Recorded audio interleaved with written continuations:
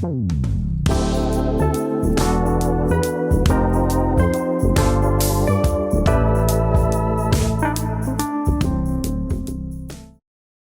morning, everybody. Well, finally, I feel like we're starting to get a break in the weather. We had a really cold, windy day yesterday. None of my plants could be outside. Everything is still getting shuffled back and forth. We seem to be in this wet, cold pattern. We get an 85, 80-degree day, and then we get pounded again. So we got no rain, just a lot of wind. I'm hoping we get rain today. I cleaned out my entire south side and my front beds, and I couldn't believe how dry the soil was. So my first take was leave the leaves, don't pull them back. But I was able to get mulch. So I ordered double shredded bark mulch, not dyed. And I'm going to use it on my borders. It really helps to not weed my borders. It makes my year go so much better when I lay down a pretty good covering of mulch. I also ordered sprinkler hoses to go in this year. I am not dragging hoses this year. Um, so it's been a busy couple days. I thought I'd go through a real quick tour. If anybody likes perennials, this is my perennial bed. And I mostly have it for pollinators, to attract pollinators to the garden. Oh, the other thing I wanted to say real quick, Haas Seeds did a YouTube. I'll put the link down below. A couple days ago, he ordered seeds from Holland and got socked with the tariffs. I think he had a $3,200 seed bill. And with the tariffs, his seed bill was over $7,000. So it's going to hit gardeners, and it's already hitting gardeners. So one of the things I'm doing is I'm going to stock up on a few seeds that I like. I'm also really motivated to save a lot more seeds this year. So I think there'll be most of my vegetables. I'll sacrifice a couple plants to go to seed. But I was shocked when he did his video. So everybody needs to be aware of that. Uh, he said the bigger seed companies are going to ride this out. They're hoping this disappears maybe by fall or winter. I don't know. I'm hearing reports that the ports of Seattle and California are looking pretty slim. So today I'm canning. I'm putting pulled pork in jars in the basement. I've stocked up on some other stuff, but I think it's a good time. And as busy as I am out in the garden, I'm making time to put some more things in the basement. So to stock up on a few more things. So beef is more expensive right now. I did get reports on that. We don't eat beef. We don't eat veal. I still eat a little bit of pork. Um, and right now it's fairly reasonable. So I did pick up enough pork to put up another dozen jars of pulled pork. And that's a really fast recipe. And I'll do a video on that. But I thought I'd take everybody today through the perennial beds and some of these things are edible. Some are absolutely not edible and they're considered poisonous. So we'll take a quick trip. This end of the bed gets a lot of sun. So I have very sun tolerant and kind of drought tolerant things in here. The daisies, Shasta daisies, have pretty much taken over this bed. I've got autumn sedum joy. I've got quite a few iris over there. I've got Caesar's brother, which is another iris in the way back. I've got a peony that needs to be pulled out and probably needs a little bit more sun. It's a salmon colored poppy. And I have balloon flower coming up. That'll bloom probably, late July, mid-July. I have some herbs in here. This little bright green, yellow green, is a feverfew, clary sage. I have a lot of echinacea that reseeds itself and I just let it go. Monarda, I let pretty much run wild. I save the leaves for tea. And the hummingbirds come, which I love. Also, there's a fairy rose in here. Haven't seen too much activity in my bird bath, but we have the pond going. So the birds generally tend to go to the pond. The bronze colored plant is a ligularia, which seems really happy there. I have cut-leafed peonies that are getting ready to bloom. These are the tulips the deer didn't eat.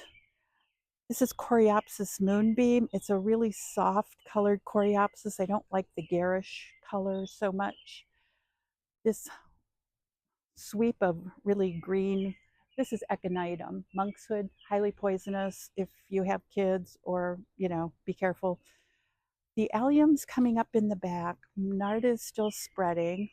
Maltese cross has really done well seeding itself. This is a Kyoto hydrangea, which gets the biggest, or Kushu hydrangea. It gets the biggest panicles of any hydrangea in my garden. And it really is a standout. That plant's about 30, 40 years old. But I cut it hard every year and it just does a great job. It really adds interest to this garden. In the back, I have a Francie Williams hosta.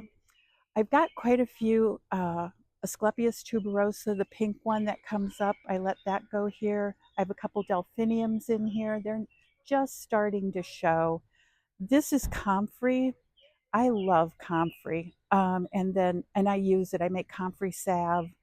And then I will dig this up after it blooms and start chucking it out back around all those new fruit trees I planted. It, it is really beneficial to plant with your fruit trees, your grapevines. Really love it. More daisies coming up.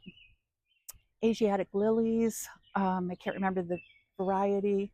I have digitalis that does quite well in this area too. So, and I love digitalis. I think it's one of my favorite flowers, and poisonous. Well, it's an herb, and if you know how to use it, but most people, I just tell them it's poisonous because if you don't know what you're doing, don't don't be fiddling around with it. The stalks in the back with the red tulip in front of it is a cotinus. It's a smoke bush. I cut it hard every year. Most people let smoke bush go wild and they get into this big, ugly tree. I don't think they're very attractive. They need a lot of pruning. I want the red foliage for interest in this garden. That's another one. I planted at the same time I planted the hydrangea in here. Um, I love it. So you just have to make sure you cut it back hard every year. And that one branch that's really sticking up, it's time for that one to be cut back too, but I'm going to leave it this summer. Another fairy rose that's very happy there. This is lamb's ear. It doesn't bloom. It's a variety called Helen von Stein. I'm not a big fan of the lamb's ear that blooms because once they're done blooming, they kind of look not so great. so, so, but I have divided this and pulled this out and stuck it any place where it's hot and sunny. It's almost like a succulent, but it will withstand drought. It will withstand the heat. Uh, Really nice plant, and you can use it as a ground cover. Heuchera is next to that. That I think that's chocolate ruffles. Um, Lots of grape hyacinths. I like them in the spring. It's a pop of color. Another autumn sedum joy. I have a lobelia that's just starting to come up. It's the magenta one. It's not the bright red. I probably should get some of the bright red. In the back is a Miss Kim lilac. And if you have lilacs, do them a favor and cut 1/3 of the old growth out every year. And you can tell the old growth and let the new growth, and that plant will regenerate for 100 years. So if you like lilacs, whether it's a Miss Kim, whatever variety lilac you have, take 1/3 of the old growth out. I wait to prune it till it's done flowering. That's the rule of thumb in this garden. When it flowers and it's done, then I do all my pruning. Azaleas, rhododendrons, anything. Once it's done pruning, I'm done. Uh, Everything gets cut back. Things that bloom in the fall, I generally tend to take down in the spring. There's a lot of chrysanthemums and things like that that you can take down now. What is this? Day lilies that the deer have now left alone. So we're happy to get that back. I haven't put my Vicks Vapor Rub in there yet. This is Hakana Chloe, Lady's Mantle, more iris, more peonies. This is Acanthus. I think they call it bear's paw. And behind that is the thalictrum. And it it gets really tall and rangy. I've tried to dig it out, and finally I realized it's called bone set. It's a really valuable herb, and I had enough of the root ball left that it came back. So I let it go now because I think it's a good addition to the garden. There are astilbes, Japanese painted ferns. Those tall shrubs in the back are bush cherries, and I get a lot of fruit off of those. And the birds kind of leave those alone. So I think those have been a great addition to this garden. On the fence in the back, I grow cherry tomatoes. And then I have Monarda that's seeding all the way through this garden. Um, this is arum. The birds brought this in. Not a huge fan, but it's nice foliage. This is a little Aruncus goat's beard. It's the miniature one. And this is one of my favorite plants. It's so well behaved. It's not a garden bully. It got put there 20 years ago. And I wish I'd have bought 3 of them and I didn't. And now they're kind of hard to find.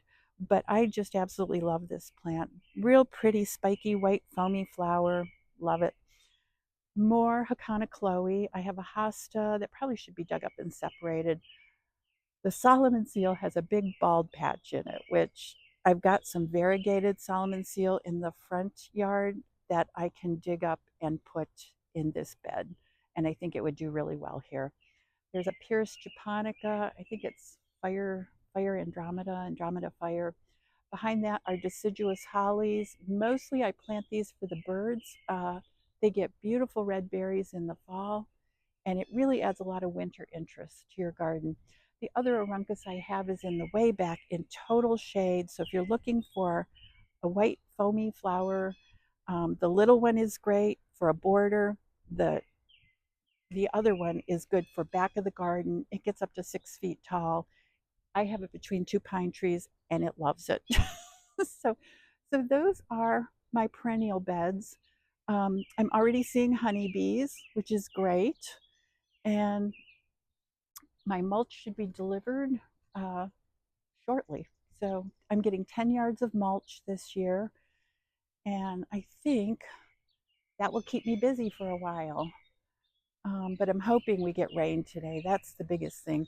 These are daffodils that are done. And so if you want a trick for daffodils, everyone says leave the foliage, leave the foliage. Well, then they look bad. My dad used to rubber band them over in half, and that looks not so great, and I don't want to do that.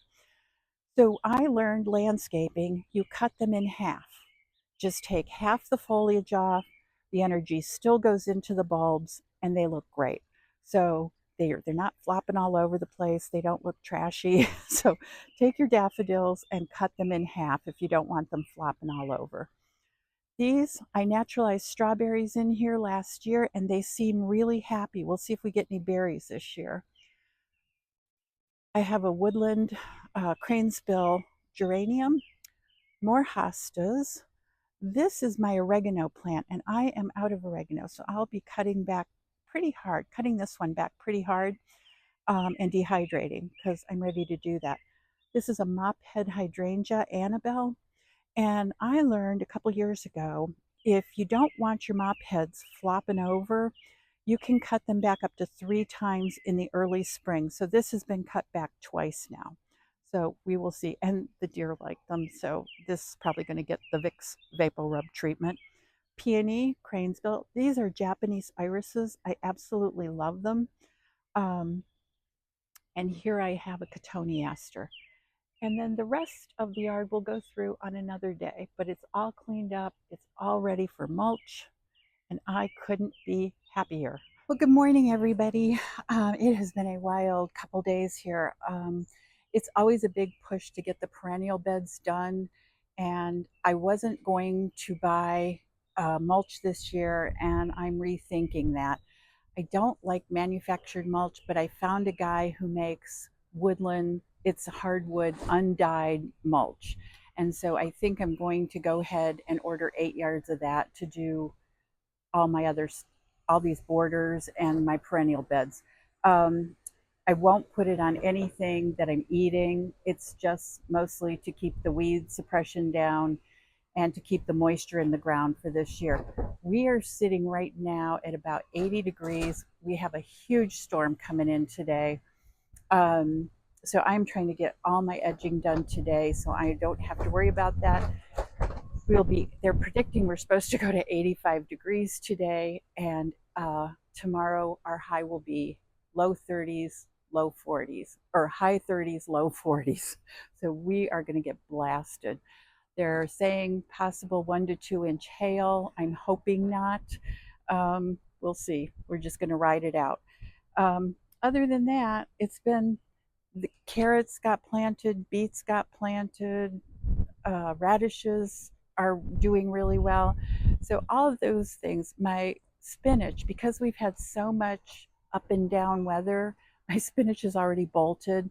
I am not replanting it because it's just, I have a feeling we're going to go from 30s back into summer, and plants don't like this up and down. Climate change is real. For anybody who's not paying attention, please wake up and pay attention because it's plants are struggling. Right now we're in the middle of warbler migration season, and I'm wondering how they are going to migrate this storm, because this storm goes from Illinois all the way up into New York, and we are right in the bullseye. And last night was our first really big warbler migration night. Um, so we'll see. I haven't hung my birdhouses out yet. I have seen bluebirds in the area, eastern bluebirds, so I need to get my bluebird houses up. And there is just so much going on right now. Tomorrow will be indoor sports. So I'm canning again. I'm gonna every chance I get, I try to put something in the basement for canned goods. I'm also making laundry detergent tomorrow, and hopefully we'll be able to get outside. Wednesday's our coldest day of the week, and then I'm hoping Thursday and Friday I'm going to go ahead and order my mulch, and then I'll start spreading mulch. You don't need a gym membership, and just I think the trick is just keep moving. If you keep moving, you will have flexible knees. so so anyway, that's what's going on in the garden this week. It is a busy time for everybody. Oh, there's a tweeter. Anyway, everybody have a great day. I'm going to get going. We have clouds moving in. Um, I think, until 1 o'clock to get going. So my lettuce is already washed and put in the refrigerator. Everything is harvested early in the morning. I'm usually out here by 10 o'clock, 10:30, and it's game on. So everybody have a good one. Enjoy your garden. Tariffs are real. I'm watching prices in the stores. It's crazy. So garden.